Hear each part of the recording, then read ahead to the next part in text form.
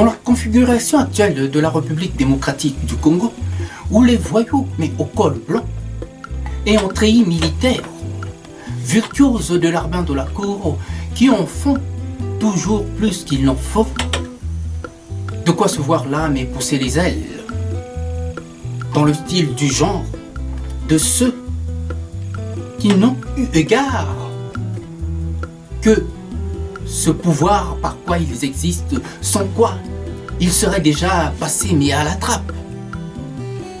Oui, c'est de la presse dont il s'agit. Une presse prise en partie, malmenée de part en part, sans le moindre repli qui leur servirait de rempart. Dans le régime du PPRD, tire largement profit, donc ça part. Après 14 mois de gestation, pour en arriver à un tel résultat, c'est vous dire à quel point le gouvernement de soi-disant cohésion nationale de Matata Ponyo 2 a accouché là, mais d'une véritable souris. Et sa première mesure fracassante n'a été autre que de lancer une mise en garde à la presse congolaise nationale. Transformer là Ndeko Élisère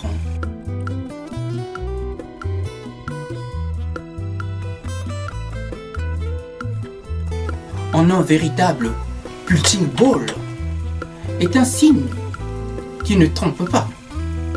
Et surtout, de ce virage à 380 degrés pris par le gouvernement du PPRD en verrouillant les manettes du pouvoir avec ses cadres supérieurs.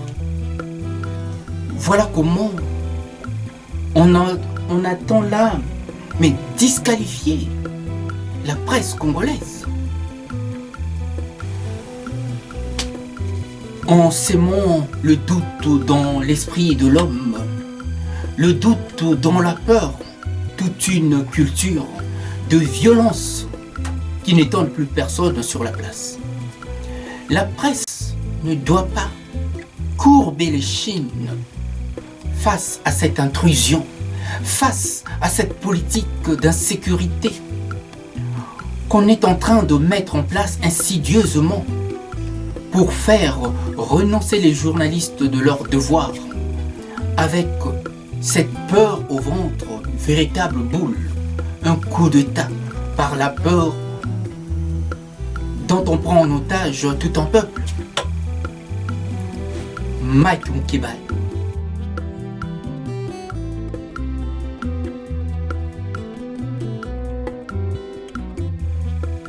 Papa Molière.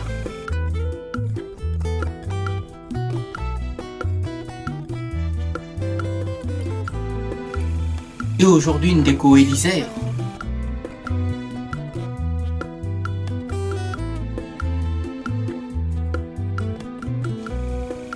Sont là simplement des signes qui ne trompent pas d'un durcissement mais du régime PPRD qui n'entend autre que lui.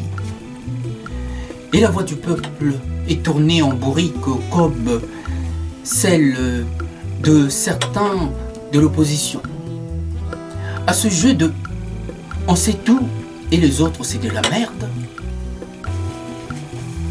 tant de régimes s'en sont cassés les dents. Et cela ne semble même pas les émouvoir, encore moins les interpeller. Comme si ce qui s'était passé au Burkina Faso et un peu ailleurs se passe toujours ailleurs et jamais chez nous. On a vu comment Mobutu était parti. Quand on devient mais trop sûr de soi, c'est que la chute n'est jamais loin. Oui, la presse congolaise est en train de se voir mise en quarantaine par un gouvernement qui a décidé de ne pas se laisser faire par le peuple congolais.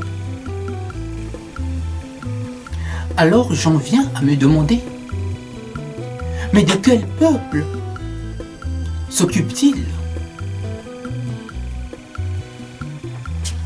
Ces voyous de la cour qui défilent à la pesanteur, loi, comme bon leur semble.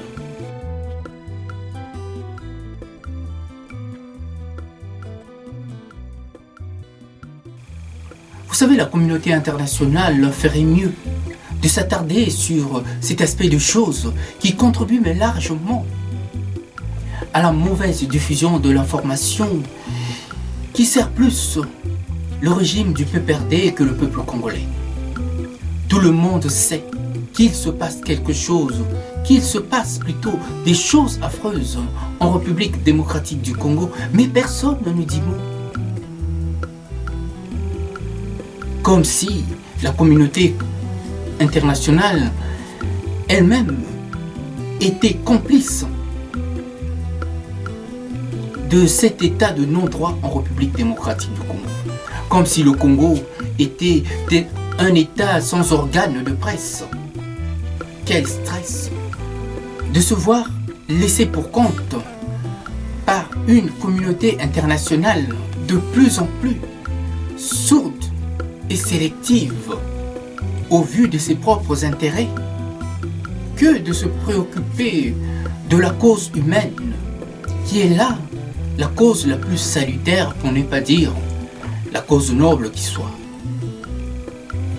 D'où cette resurgence des conflits un peu partout dans le monde, qui sont de plus en plus des conflits d'intérêts. Par quoi les uns les autres se tirent là la barbichette en sacrifiant là des peuples entiers au nom de l'intérêt roi.